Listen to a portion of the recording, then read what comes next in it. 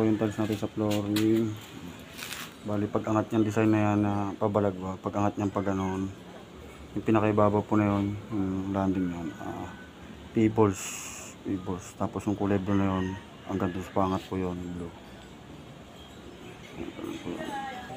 Yan, hanggang dito pebbles po yan pag ano. Tapos magkakaroon tayo dyan ng hagdan, yung stainless, napagawa po ano. Yan po yung fence natin na ano, yung legaw ng parang accent, parang sa kitchen. Medyo tinaas ko po siya excuse, kasi yung ito po sa baba na yan, magkakaroon po ng plant box dyan.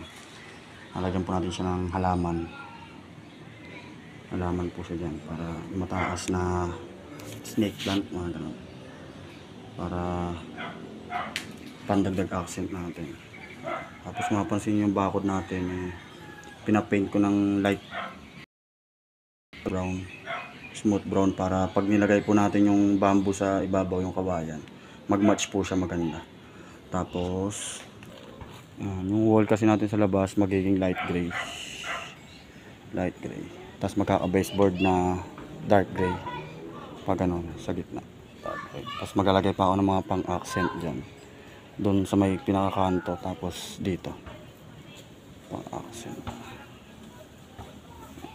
Pag na-finish siya, magko-combine yung color niyan, mas maganda yan.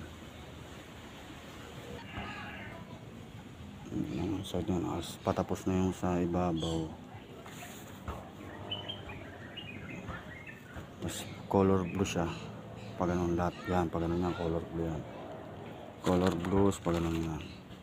Tapos hanggang dito sa pataas na to, color blue rin yan. Tapos ito pebbles wash hanggang dito.